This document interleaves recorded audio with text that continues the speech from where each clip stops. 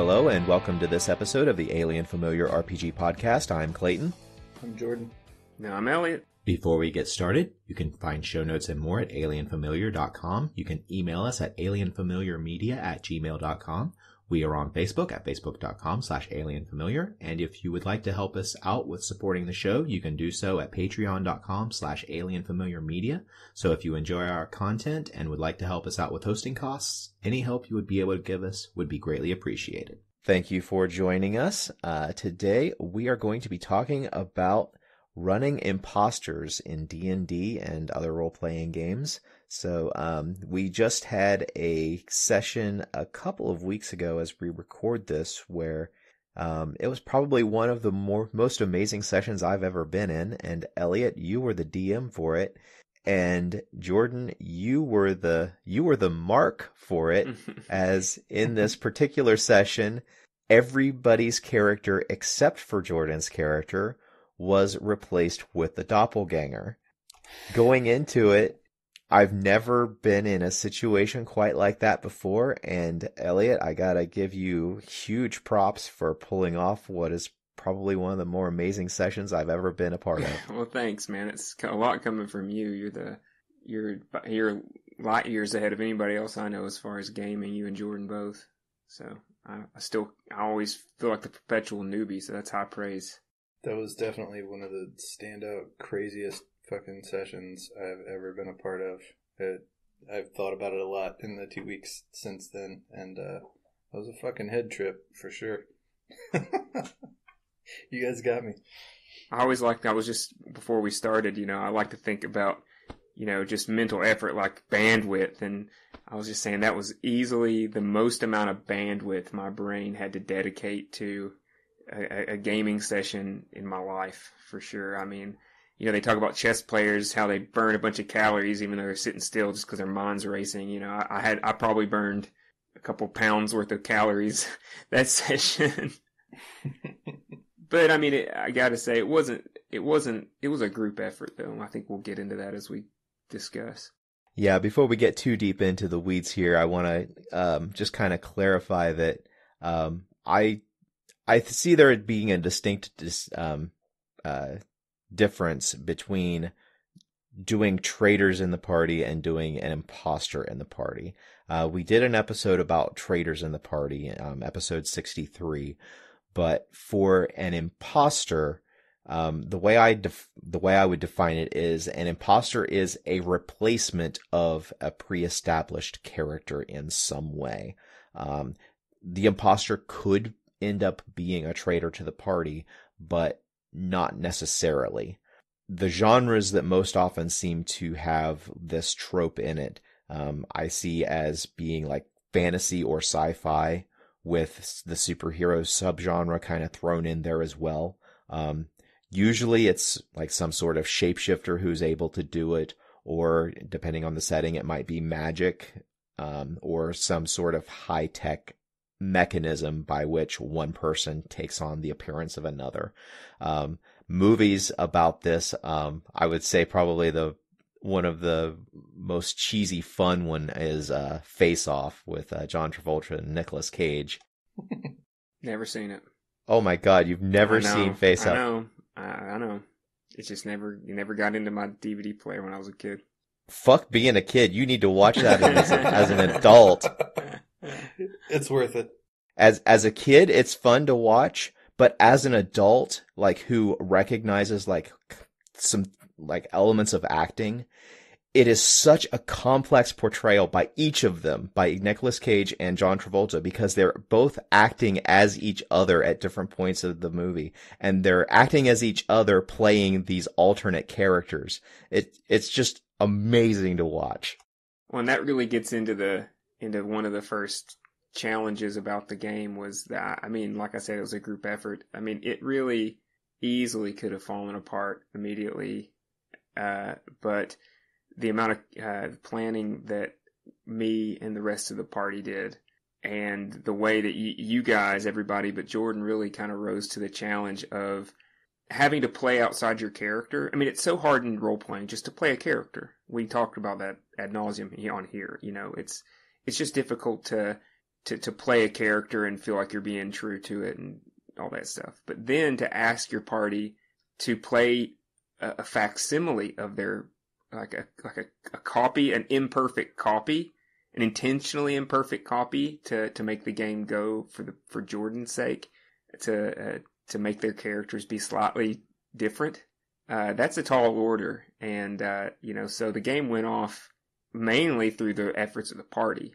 I can't speak for any of the other players because I really haven't talked to them, but for my part, I probably put as much prep into playing my character in that session as I put into DM prep for most of the sessions that I DM.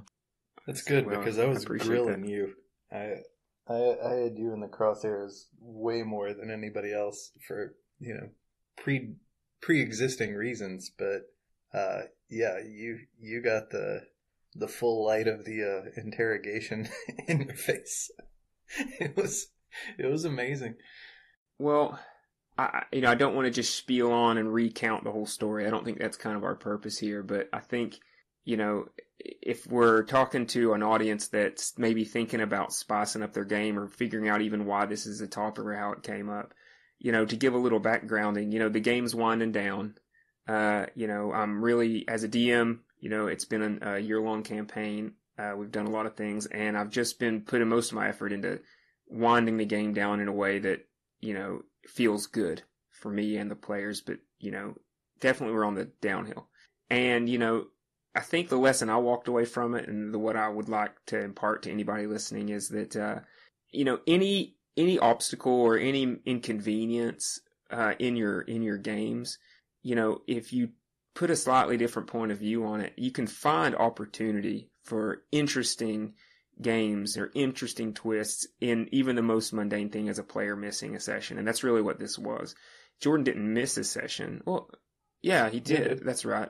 So 3 weeks ago, he missed a session. That was the explanation as to how our characters could come in and basically pull, not our characters, our doppelganger characters could come in and pull off this deception, was because Jordan hadn't sat through the previous session, so he hadn't actually seen what had gone down for our in-characters. Yeah, and it was helpful that Jordan's character was also separated from the party, so that was kind of the situation. Was as a DM, I was a bit stuck, because I'm throwing out levels like candy right now.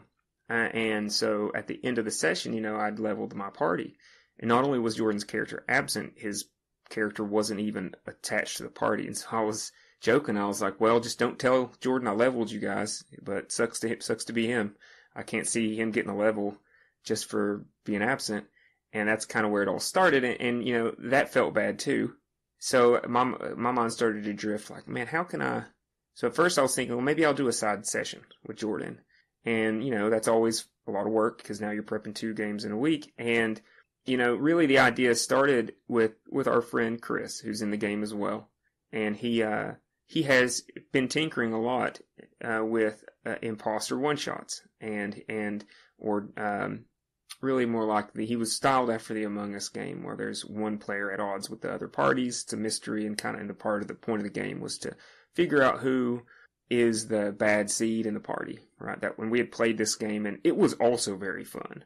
I think we all did that, so it was fresh on our heads. So it just seemed natural, like why don't we just plan a session where you guys step into these fake doppelganger style characters, and then it just kind of, I was able to then, the prep part was actually really great, and this is something else you can think of for a DM out there, is that once you engage, if you can find a fun way, a novel way to engage your party in your prep, a very large chunk of the creativity and the idea development, and even just like Clayton just said, like the work of actually making the session fun, I was able to put that off on some of the players, and that was very helpful. Yeah, it was really strange one weekend playing in imposter game as the doppelganger.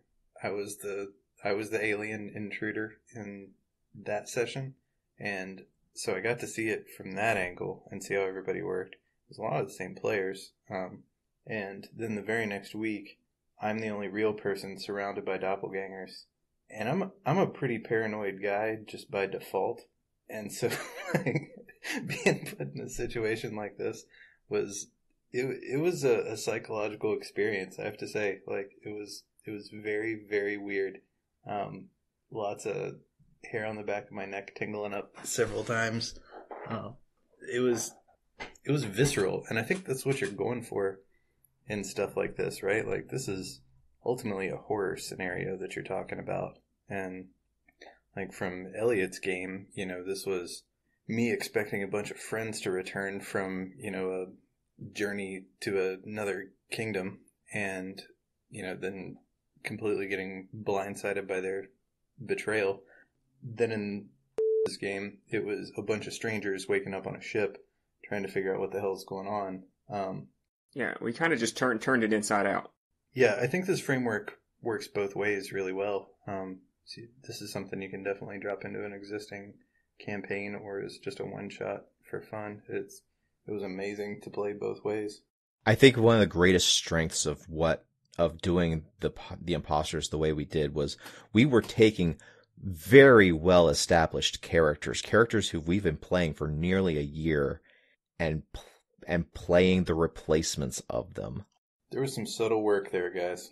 Yeah, that was so. I mean, to get into it a little bit, some of the considerations were immediately like, how hostile are you going to be towards the actual player character? It didn't take too long for me to just realize that the goal can't be to do harm to Jordan's character. For one, it just so happened that making the players play just the straight book stats version of a doppelganger, an all-in-out brawl would not have worked out for them. Regardless of what the CR ratings and all that stuff says. I gamed it out a little bit, and it was like, yeah, okay, so if all of these guys attacked him just kind of all at once, it would be very unlikely that Jordan wouldn't just cut them all down. So that was a good thing, because then it puts but even further than that, the goals, it was established early on that harm to Jordan was not a priority, and it was actually discouraged for game reasons. And so that just set the tone that this is meant to be a social, psychological game. And that took combat off the table, because, my first worry was like, they're just going to figure out a way to, like, I think it was even mentioned, it's like, maybe we'll just walk Jordan over to the cliff of Castle Ravenloft and we'll just push him off. Like, you're going to have players who think in that headspace. And so if you just give them the open-ended, hey, you're fake, mess with him, you're really asking for some unintended consequences there as the DM if you don't create a lot of caveats. Yeah, where you gave us a very clear goal that didn't involve damage to Jordan's character directly, where our goal was not to kill him. Our goal was something completely ancillary. We actually needed to keep him alive because his character had information that our doppelganger versions did not have. Our real versions of our characters had this information, but the doppelganger version didn't. So that was another element of the game, was figuring out how to be deceptive in character and learn information that our characters should have already known. Yeah, that was the thing. I can't see. When the idea was generated, it was just in that water cooler moment after the game when we were all just kind of decompressing and kind of saying our goodbyes and having some talk. And that was when, the idea came up in the first place. But then, so I can't remember if we discussed it. I think it was actually right then that we generated the key idea, was that, that the doppelgangers needed to manipulate Jordan, because being a high-level character, very invested in the world, he's an authority in the realm. And so using what I knew and we knew about Jordan's character, we created a series of goals for the doppelgangers that would require them to enlist Jordan's cooperation. And that really set the motor, and that created the locomotion to push the game forward throughout the session. And it really became, how long can you guys keep the deception going?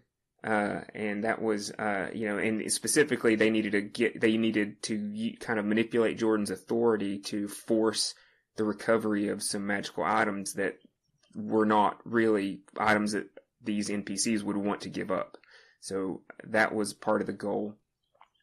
And then they were to bring them back to their headquarters at Castle Ravenloft, to pull off a ritual that also required them getting something that was in Jordan's personal possession in a bag of holding to give to them. So I thought that between those two things, that would just really create the narrative, and boy did it. Right? Yeah, and like in the prep for this session, one of the things that we did was we figured out a reason why, not only what we were doing there, but how our doppelganger versions of our characters knew enough about the PCs in order to impersonate them. It's probably never going to come up in the campaign as to how they knew all this information, but it was very important because it allowed us to play. It gave us the reasons why our characters were acting the way they were, and it gave us me personally, it gave me a lens through which to see this doppelganger character and to color that doppelganger's portrayal of my character, to look at the imperfections of the doppelganger and how they wouldn't know certain things about my character, or they wouldn't act exactly like my character. They would act in different ways. That's the part that really impressed me about your guys' performance. I'm just in awe of it. I mean, I hate out of character information and stuff so much that I actively avoid trying to be exposed to it, because I know how bad I am at keeping track of what my character knows versus what I know. And, my mind will just automatically just try to pull together all the information that I have at hand and just assume that, that stuff I know from legitimately playing in the game. But how the fuck you all managed to do that with characters that you've been playing for, like a year now or something? Y'all did an amazing job. That was part of the done that. So whenever I was prepping for this session, when I was looking through that lens of what the doppelganger would know about my character and how the doppelganger would portray that character, I actually had a list that I made up of different things that I was going to do, or different inaccuracies that I was going to have for the doppelganger version of the character. And I actually planned it out so that, as the session progressed, the inconsistencies would be ramping up. Like in the first hour, I only had a couple of things that I was planning on doing, but as I planned it out over a 4-hour session, where if you hadn't figured it out by the beginning of the third hour, I was going to be acting really weird. And luckily, probably at the end of getting toward the midpoint of the session is when you really started looking at my character very closely and noticing that something wasn't quite right about this boy. What were some of the things that you had queued up for the late session, really bizarre activity? Well, it was just more of the same. I was just going to, my accent was going to get even worse. I was playing my accent really terribly. I feel like I've gotten really consistent with my accent at this point, but I was getting way off the walls with it. I was slipping into a Scottish accent at times, sometimes an Irish accent instead of my New Zealander accent. Originally, whenever I was planning it out, my character, or my original character, I watched a lot of New Zealander commentary of Lord of the Rings. I listened to Peter Jackson. I listened to Taika Waititi of the director who did What We Do in Shadows, Thor Ragnarok, and others. I listened to interviews with him. I really analyzed the New Zealander accent in order to get it down. And for this character, for the doppelganger, I went and started listening to Australian accents in order to do that accent at the beginning. But then as the session progressed, I slipped more British, then I slipped more Irish or Scottish. So I was really just going all over the place with my accent as the session progressed, just getting worse and worse at it. I mean, and this is where this is where your players are so key, because everybody did such a fantastic job. There were tells. I think one of the more memorable moments on this kind of topic from the game was that I was, as a DM, paying a lot of attention to these tells. That was one of my big focuses. Was because in my mind, Jordan needed the opportunity to figure it out, but it didn't need to be too easy. So I wanted it to be this balance. And so I was sending these private messages to the players through Discord whenever I felt that they weren't, or when I wanted there to be a tell, or when I felt like they needed to deviate from their main character. And it was so funny. I was really hammering down on this one player. And then after the fact, it turns out that something as a DM I wasn't even aware of, that Jordan's character and this character had this long-standing relationship theme where they're kind of at odds with each other and they don't like to take... Is that what it is, Jordan? You guys kind of don't like to take orders from each other or something like that? That apparently from the very beginning of the game, he was extremely permissive and very compliant with what Jordan's requests were. And Jordan, didn't you say that was one of the first things and most consistent tells that you picked up on was why is he being so nice? Who is this guy? And you were, it was one of the best tells in the game. And as the DM, I'm sending him messages like, ham it up, not even realizing that he was. And I just didn't know these characters as well as they did. Yeah, I said something or I asked him to do something for me and he said, "Yes, sir." And immediately took a subservient role.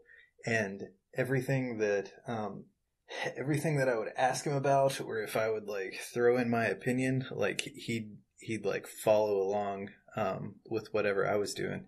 And from that first "yes sir," I was like, what the fuck? We've played this for fucking 12 months or something, and he has never called me sir one single time. Where the fuck is this coming from? Yeah, and back to Clayton's accent slip up. I'm pretty what's the word I'm looking for? I give people a lot of space to do a lot of weird accents before I think it's strange, slip ups and whatever. You got to be highly forgiving because we're Americans and most of us can only speak American.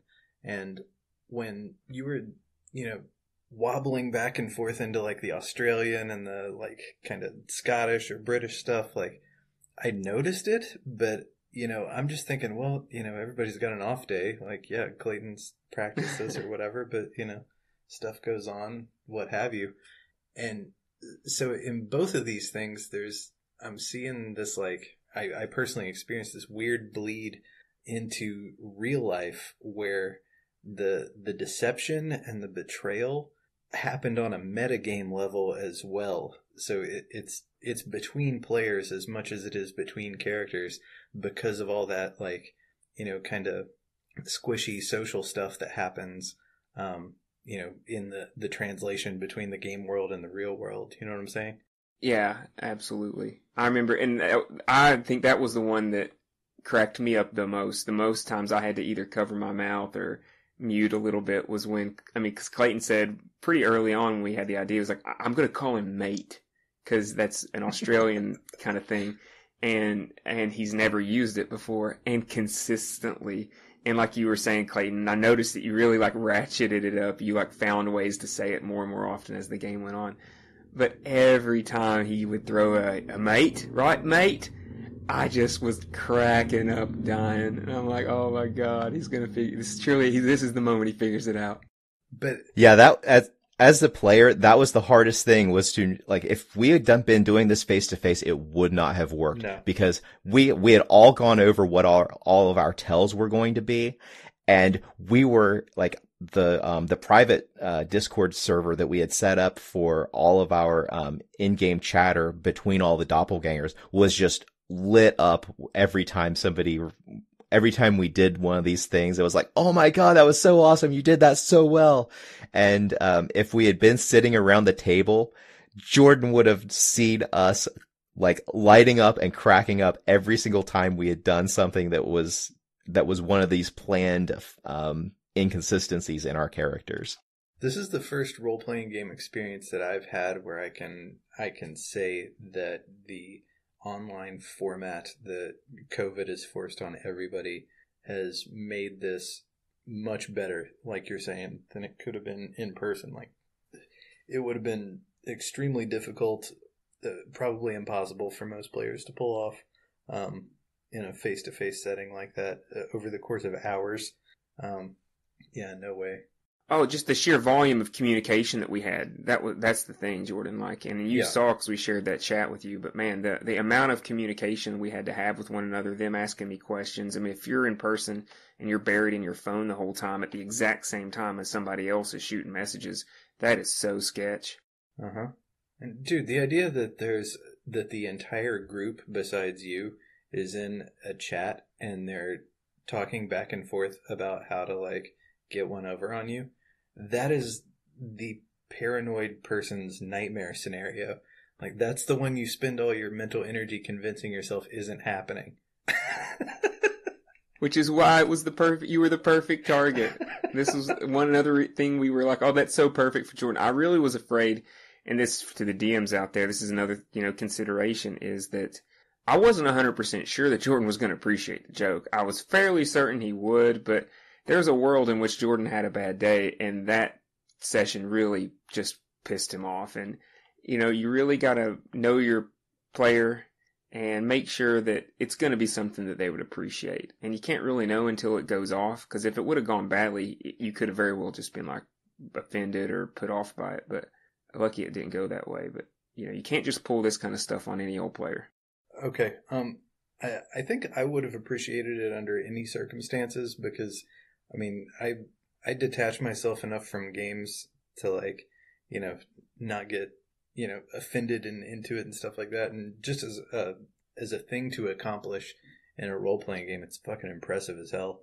And, getting to enjoy it as the one person on the out, like, it was a privilege for me to be able to experience this. Like, it would have been unbelievably self-serving to like contrive a game where people would, do all this shit and fuck with you in this way, from the outset. So like, I appreciate it deeply. You guys spent a lot of time, giving me a role-playing experience that I have never had before and may never have again. But you're absolutely right, Eliot. There's definitely a type of person, and I don't know if experience level has something to do with it or if it's just purely personality, probably mostly personality, that would definitely take something like this the wrong way. And I mean, I don't ever assume anybody listens to this. And so, I know we don't use names to people who aren't present on the podcast, but to my new player in the party, I can't speak highly enough of that. Was, when you played for after 12 months, you're in the groove, you're no longer a newbie.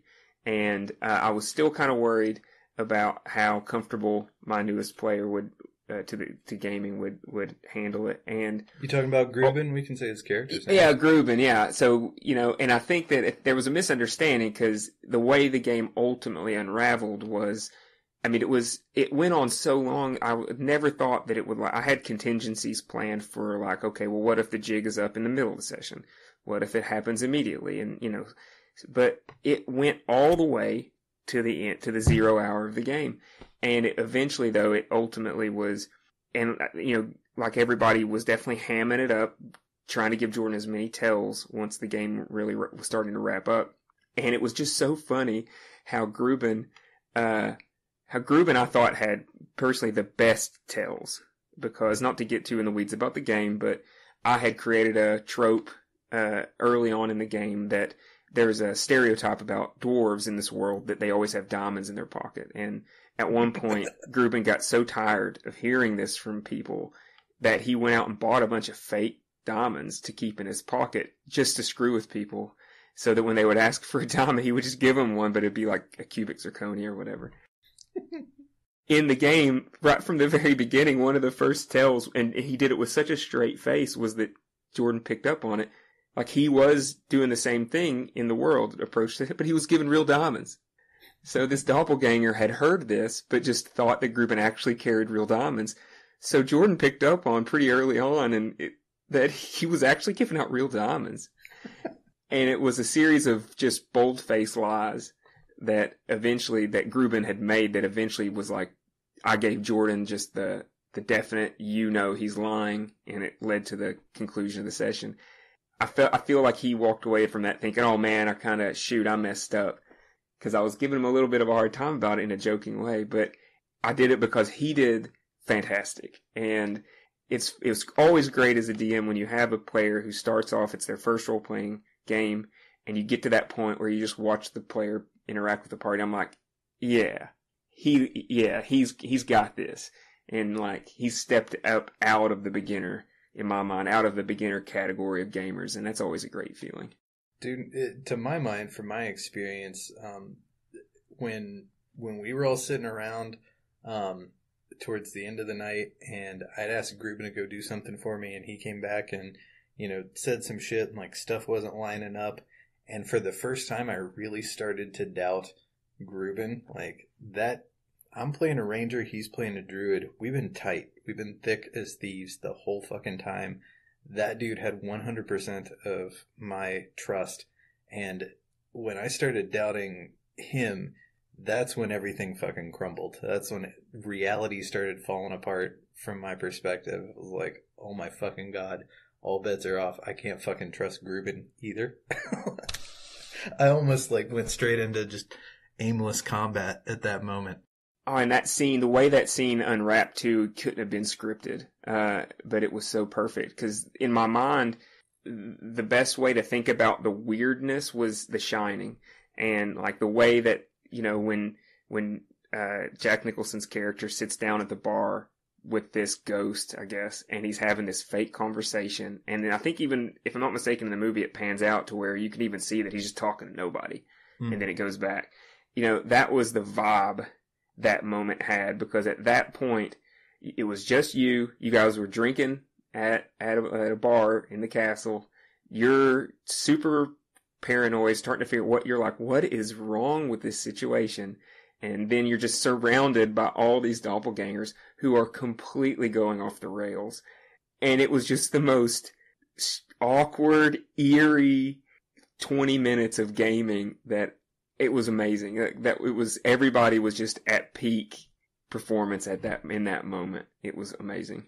I can't remember the word for it, but there's a term for this that intelligence agencies do, where they construct almost like flash mob type groups when they're targeting somebody, and get them all close to this person, and every single one of them is an agent in some way, and just create this completely false social reality around this person, and just crack into their fucking psyche by having just so many different social attack vectors going on that no sane person would believe that, all of these people are out to get them. That's by definition fucking insanity.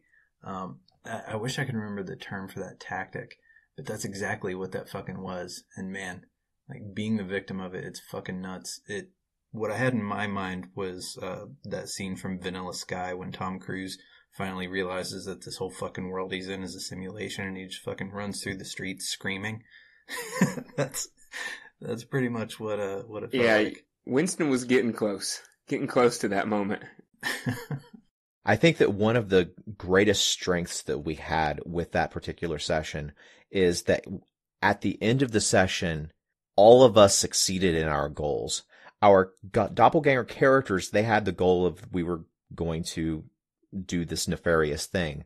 But before the game even started, we as the doppelgangers players we agreed the goal of this is not to make our plan go off without a hitch. Our ultimate goal here, our meta goal here, is to get Jordan to realize that something is wrong and that he is being deceived. And the fact that we had that in the back of our mind going through the entire session, coloring everything that we did, and we got to the end, and the end of the session is when you did figure it out. It was an amazing amount of work on literally everyone's part. And at the end of the session, we all succeeded, and it was an amazing story. Yeah, I mean, as far as I wanted to talk a little bit, just once again, talking to the DMs out there, anybody who's thinking about trying to do something kind of like this, I highly recommend it. It definitely was, definitely the highlight, it seems, of everybody's play in the game, and it was definitely the most enjoyable experience running the game. It was a lot of fun. It'll be the game I'm chasing now. Like every DM has those games from the past that they've ran where they really feel like they were at their best, and you're chasing that session. I'll be chasing this session for a long time.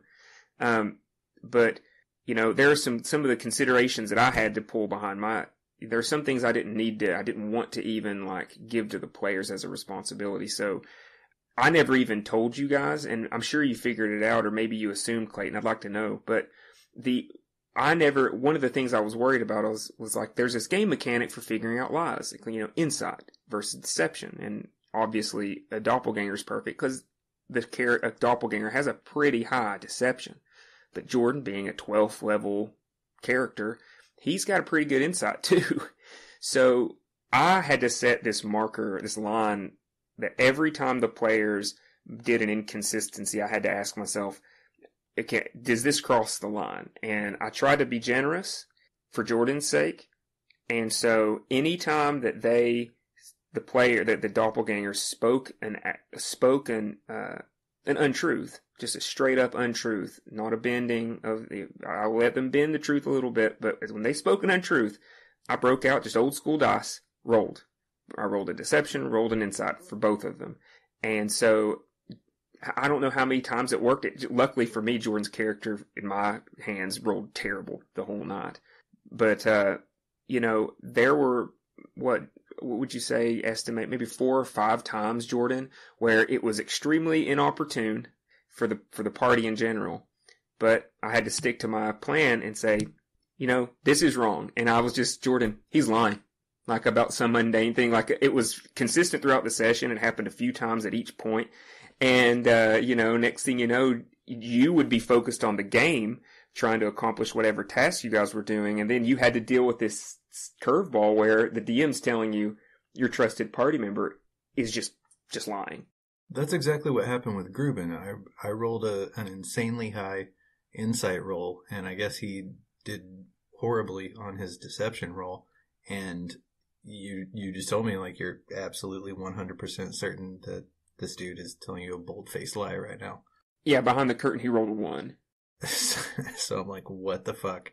But that was hard to keep up with, too, because, technology, like we've already said, made this possible. One of the tells in the back of my mind, I was thinking, was just the amount of typing Jordan had to hear me clickety-clack. Because, as a DM, there was no down moment at all. If I was narrating a plot point, I would be looking at my Discord, and I would just see bing, bing, bing, as the players were shooting me questions, and about just to help them navigate. I'm having to do these rolls secretly. I'm having to just run the game. And then I'm having to sidebar as soon as I can dish the game back to the party and immediately start answering those questions. And then throwing in my feedback, you need to ham this up here, you need to do that, or you wouldn't do that. I talk a little bit about those moments of zone of truth, because I think the single best moments in this game were the 2 times you got so suspicious of Clayton's character. You actually cast a zone. Clayton found himself in the target of zone of truth once, and then just happened to be in the area of effect of a zone of truth the second time. And failed my rolls both times to resist it. Talk about that. That was maybe the best played parts of the game. Well, it got to a point where Jordan's character was asking me straight up questions that I could not lie to him because I would be lying to him. So what I did was I just shifted the person I was talking to talking with Elroy, and everything I was saying to Elroy, because Elroy was on my team, he was a fellow doppelganger. I was struggling to talk directly to Jordan's character, Winston, but then as soon as I got tripped up with something that I couldn't lie to him about because of the zone of truth, I just said it to Elroy, and I could say with absolute truth, yes, we are on the same team, aren't we, Elroy? I mean, and as the DM, like, when you cast that zone of truth, I was like, it's over. And it was like maybe not even an hour into the game. I'm like, all right, this is over. So the only thing I could think of was like, well, I'm setting the clock because it's a 10-minute effect. I'm like, so I was just nail biting the whole time. And I remember when that minute clicked over to that 10-minute span, immediately I was like, zone of truth is done. Both times. I was like, zone of truth is over. That was probably my favorite part of the session, was being under the zone of truth, being grilled by Winston, and having to give answers that I knew I was magically compulsed to tell the truth about. And kudos to you as well. Like the best decision I think you made for that section of the game was not to be quiet, because Jordan's character, even out of character once, Jordan, you said, well, you don't even have to talk. You don't have to answer. Mm-hmm. And so you had the option to just not say anything, and you chose a different path, and that was the best decision for the game. So kudos to you for being a smart enough player to know that the fun is more important than anything else. And you kind of like fell on the suspicion sword for the rest of the doppelgangers, because after that, like, I tied you up, and Chris pulled me over to the side and was like, and what do you think about Wade? What's going on here? Blah, blah, blah. Like, he also took advantage of that, like, meta level player to player trust. And he wasn't talking to me out of character. It wasn't like a complete lie, to me as a person, but it was an in character aside after that whole interrogation. Like, we need to keep an eye on Wade. Something's weird with him. Just completely narrowing my focus down to you. It was, I really thought for a while there that you were the only one that I needed to look out for. It was, everybody else was being weird, but, yeah, I was ready to throw you in a prison cell. Well, let's talk about some of the other tells that I was for sure thought would be dead giveaways for suspicion in the moment. And I don't really think you were very suspicious of it, Jordan, but just the fact that the first thing we decided was that the characters were just going to look different, dress different. They were going to be missing key items, and it never really came up. But like, did that affect you at all, Jordan? Whenever we were given, I even like prompted a few times for the players to remind you of the way they looked, and did that not strike you as too awful odd? No, because everybody had just left to go to Bastion and had that whole big ceremony and whatever. And, I didn't know, what kind of fancy attire they left in. I didn't know what they picked up when they were there and came back in. So as far as I was aware, maybe everybody, got some fancy duds in the big city or, what have you. And as far as like, who's got what signature item or whatever, I don't really pay attention to what other people are doing in that way. That gets a little too metagamey just for my own style. And so it, unless it was like presented to me as like, man, like this dude really looks totally different and doesn't have, his special shield or whatever the fuck, it would have just blown right past me. Well, you actually did straight up ask Wade that at one point, because Wade was dressed very differently. You picked up on it and you said, well, where's your new armor? Where's your new shield? And I just said, oh man, that's a story, but I can't tell you right now. We gotta deal with this first thing. Did I don't even remember asking about that. You did. I remember that. What prompted that? Do you remember? I don't know the details. I can't remember. I don't remember exactly what prompted it. It was like when we very first rode up. Mm-hmm. It was one of the first interactions we had was I described how I wasn't wearing any of my new stuff, and you asked me about it, and I evaded the question and then just started spinning this the cover story that we had agreed upon as to why our characters were riding into town at the very moment that they were. I remember that now. You made it a point to mention that you were missing certain things, and yeah, that's why I asked. I wanted to mention one thing that, as far like as the DM, I made a call at that scene when Grit started to engage you in dialogue. I got a message from him that I had to make a decision as a DM. I was like, am I really going to let this happen? Because at that moment, you guys pretty early on, achieved the doppelgangers' goals. In short, they were just to gather some items from Barovia, procure an item from Jordan's possession, and then in the castle do a ritual. And so, like, within the first hour of the game, everything but the ritual had been accomplished. And so Steele had found himself with everything in his hands to do, and he was like, well, he sent me a message, I'm just going to run. And in my mind, I immediately was like, oh no, that completely loses this whole situation for them, because he's on foot, he's going to take off, that's going to be the super suspicious moment, and then that's just going to leave Winston to mount horse, chase him down, jig is up. And so I interceded a little bit, and I just kind of said, man, that's a bad decision.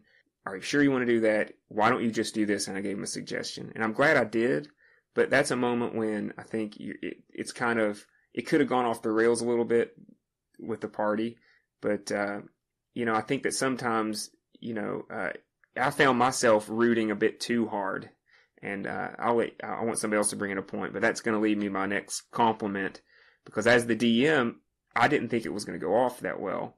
And when it started to go off really, really well, and it looked like there was a really great chance that you guys could accomplish the ultimate goal for the doppelgangers, I had to make a decision that as to what to do, and I'm glad it worked out the way that it did, but I'll talk about that a little bit more later. I think the greatest strength of the way it ended up ultimately playing out, and I feel like you were right in making that call to encourage him to not just bolt, was that Jordan figured it out before we had to do this big reveal that, oh, everything is a lie. The fact that Jordan figured it out enough that he was suspicious and went hunting for us whenever our characters were trying to complete this ritual, I think that was the very fine line that that ultimately led to the session being such a great success was that Jordan did figure it out before we just told him, oh, we've been doppelgangers this whole time. Yeah, that was the kudos I'm building towards. Was the single best DM decision that was made in the game was made by Clayton, because I was so amazed that it got so close to going off, and Jordan had figured it out seemingly too late. I had already given the doppelgangers the space to go and accomplish their ultimate task. I just was pushing so hard, sending private messages, do this, do that, come on, you're almost there, let's go, get there. And I just get this message from Clayton that was like, dude, give it to him. You know what I mean? Like, because you had figured it out. You even went exactly to the place that they were needing to go. And at that point, I was so dialed in on, oh, can it work? Can it happen? That I needed that little tap on the shoulder to be like, come on, man. He basically figured it out. And then I just, then that just woke me up. I was like, oh, that's so true. And it ended up bending to the best possible outcome, which was Jordan just figuring it out, saving the day, and, thwarting their efforts. And then the session wound down not too long after that. So what would have happened if I had not figured it out at all? If I was totally off base and, bought it, was completely, hook, line, and sinker, I'm a sucker here, and went along with things. What did the worst case scenario there look like for the rest of the game thereafter, the rest of the campaign? I'm curious, because that was a very real possibility at that point, right? Yeah. So, we're playing in Curse of Strahd. That was the foundation of our game, but we finished the module, and I've been writing my own content. Still set in Barovia, integrating some other stuff that I developed about what was outside. So anyway, that's what we've been doing in this back session. So the doppelgangers, their job was to gather some magic items at the Wizard and Wines, to procure the Tome of Strahd, which was maybe one of the most funny parts, because who was it that with Clayton, were you the one that just asked him for it? Yep. Yeah, and so that was like one of the things we had really, man, how are we going to get the Tome of Strahd from Jordan? And like, that was the easiest part. You just asked for it, and he gave it to you. So they had them all.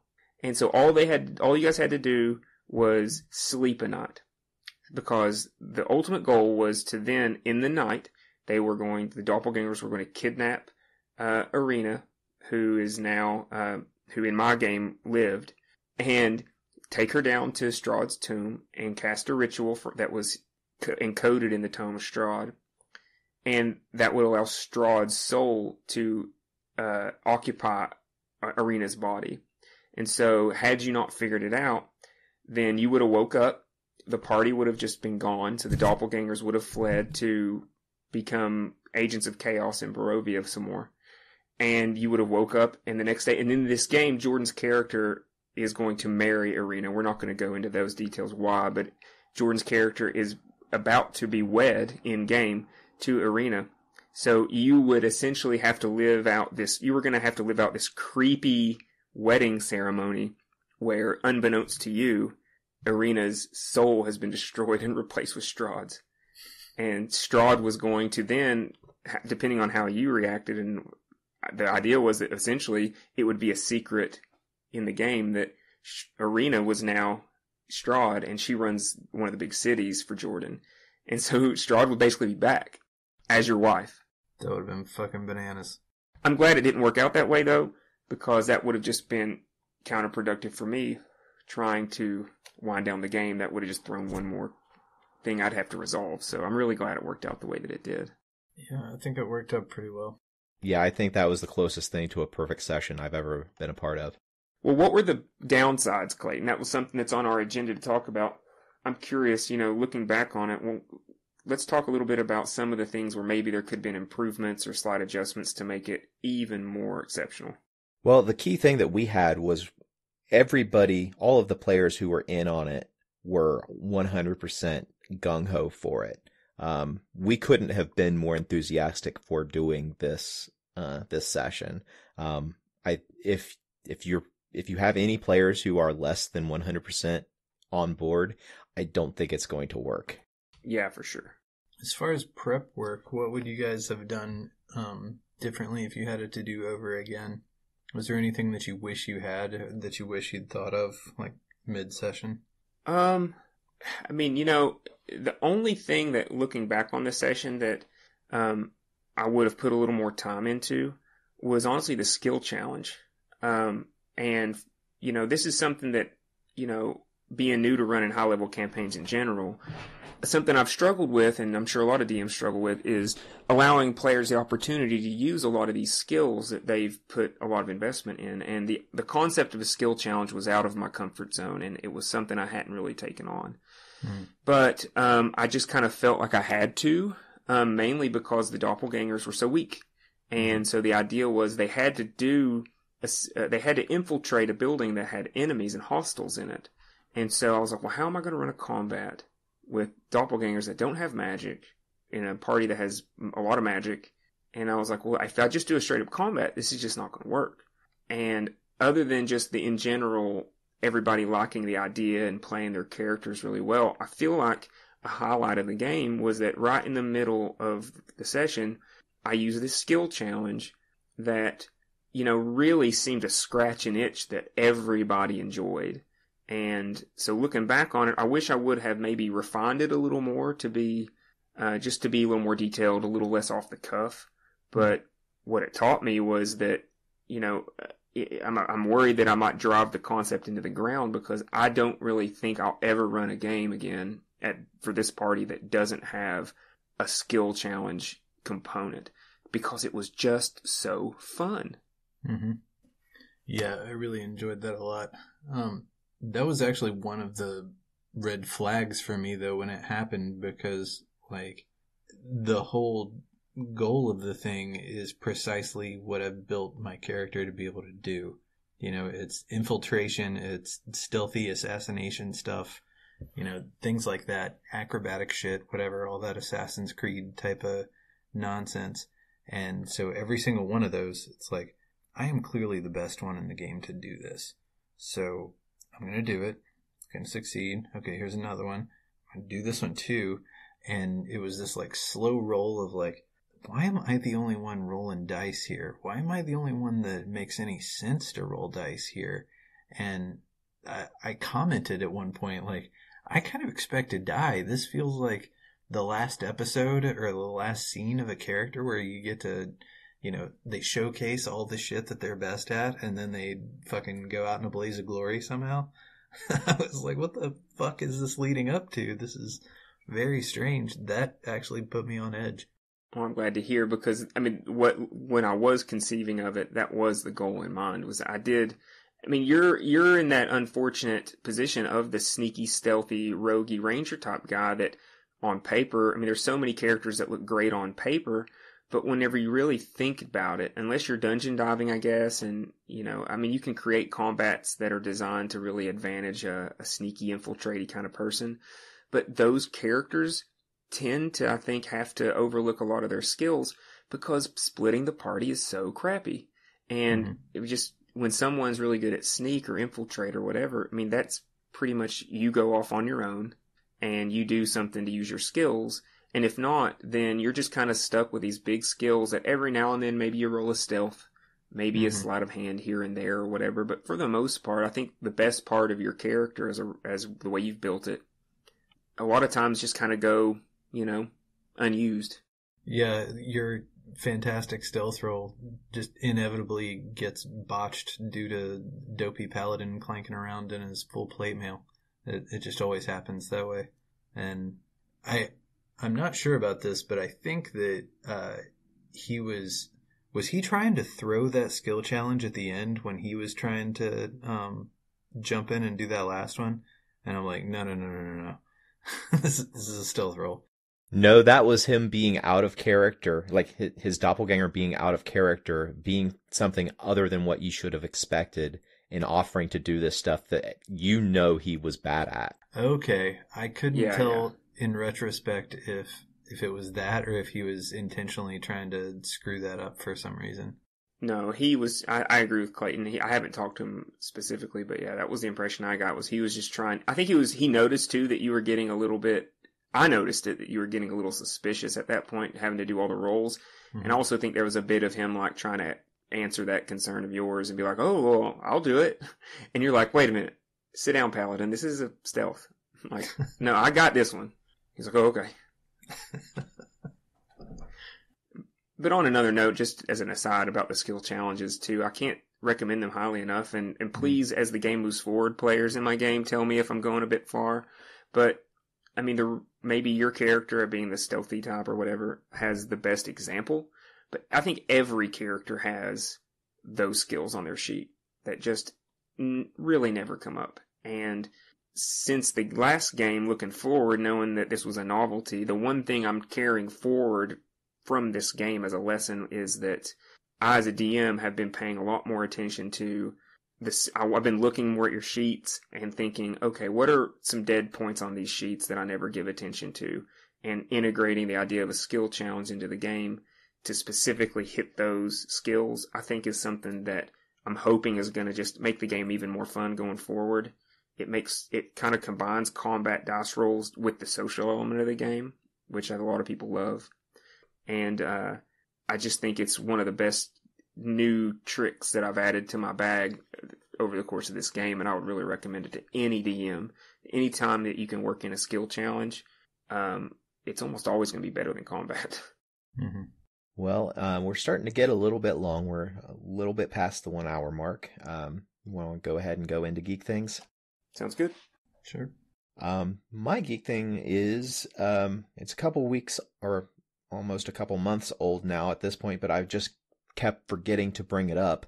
The 2020 Hasbro earnings was made public. Hasbro being the parent corporation of Wizards of the Coast, and the Wizards of the Coast portion of Hasbro had a record-breaking year in 2020.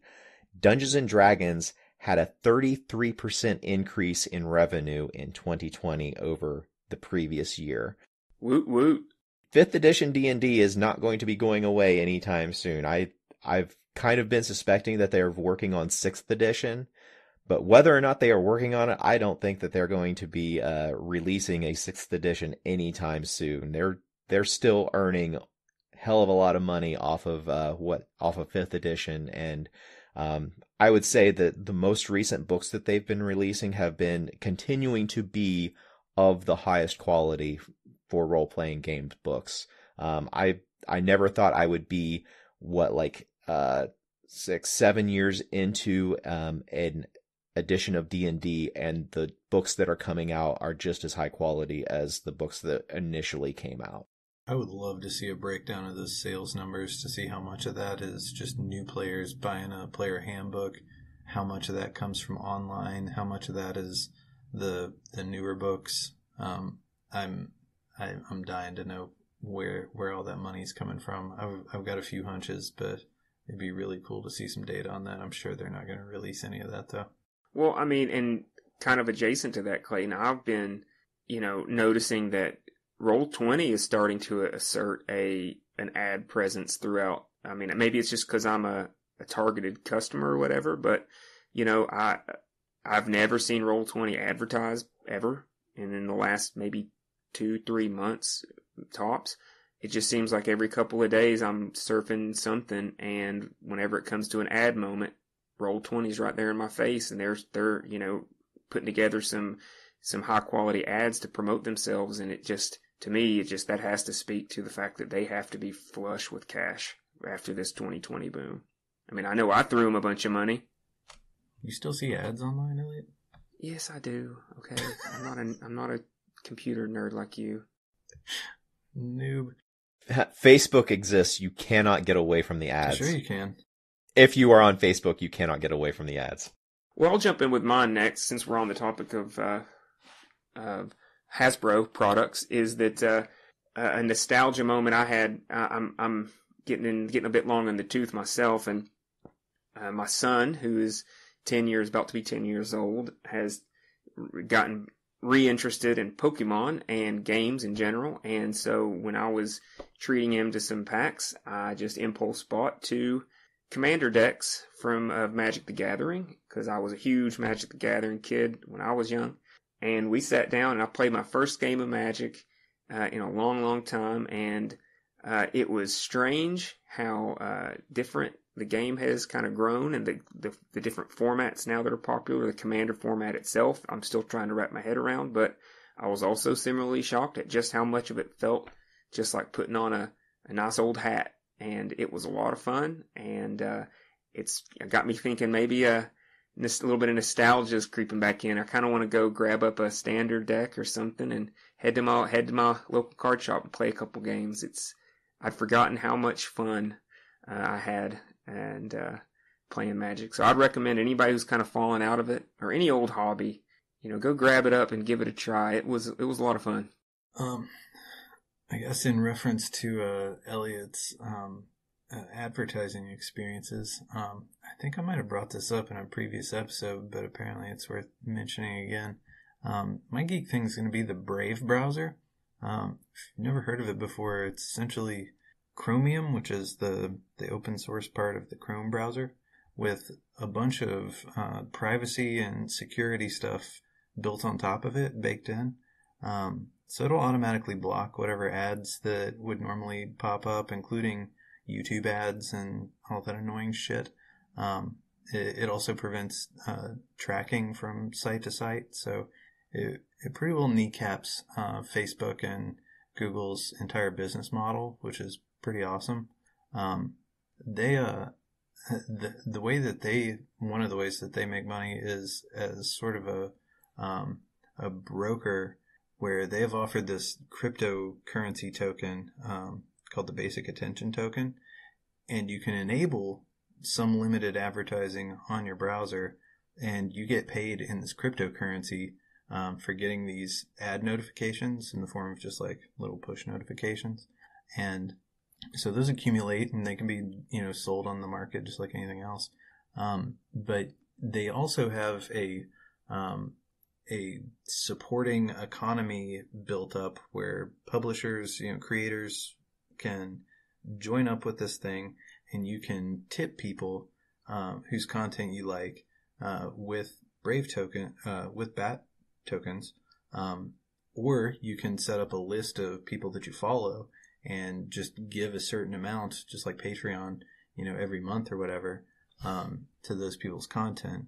But anyway, it's a fucking fantastic browser. I've got no complaints at all. It's the whole user experience is exactly that of Chrome, so there's nothing wildly different going on, but it's got built in a bunch of the shit that I used to have to install as special extensions and all this configuration nonsense. But it's pretty much the best thing going right now, and the BAT token is skyrocketing at the moment. So yeah, check that out. Brave browser. It's the best. As are they all.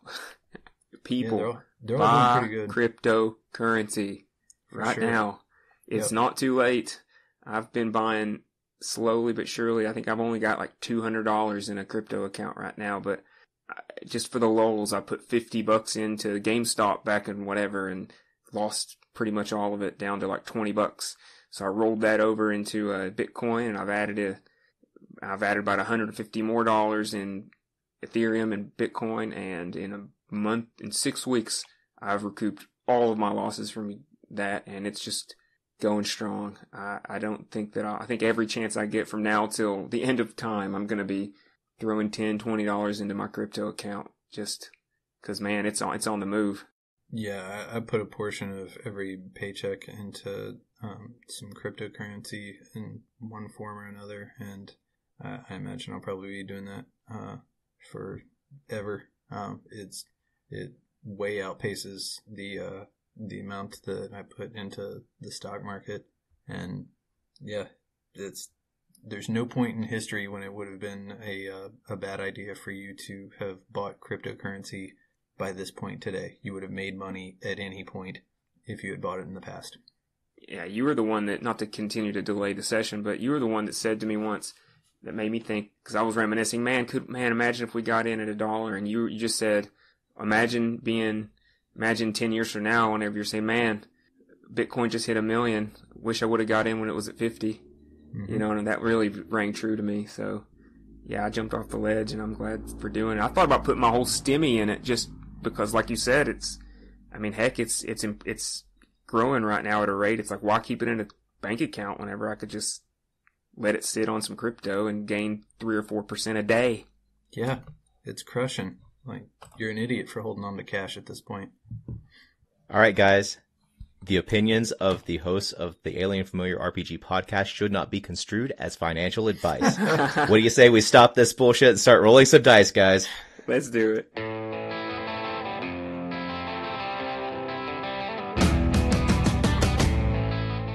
This has been a production of Alien Familiar Media. You can find past episodes and more at alienfamiliar.com. You can email us at alienfamiliarmedia@gmail.com. This production is protected under a Creative Commons non-commercial attribution, no derivatives license. Music for this episode is Suburban Outlaw by Forget the Whale and can be found at freemusicarchive.org.